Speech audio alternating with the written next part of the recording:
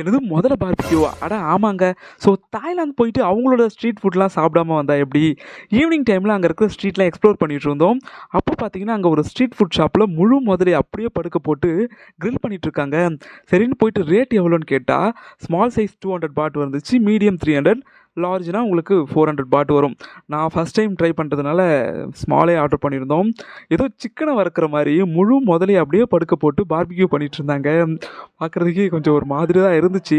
சரின்னு ஆர்டர் பண்ணதுமே எங்களுக்கு ஃப்ரை பண்ணி அப்படியே ஸ்லைஸ் போட்டு பேக்கிங்கில் போட்டு கொடுத்துட்டாங்க. கூடவே ஸ்பெஷல் சட்னிலாம் கொடுத்துருந்தாங்க. ஸோ ஃபஸ்ட் டைம் ட்ரை பண்ணும்போது கொஞ்சம் தயக்கமாக தான் இருந்துச்சு. எடுத்து டிப் பண்ணி டேஸ்ட் பண்ணால் வாவ்! சீரியஸ்லி டேஸ்ட் ரொம்பவே நல்லா இருக்குது.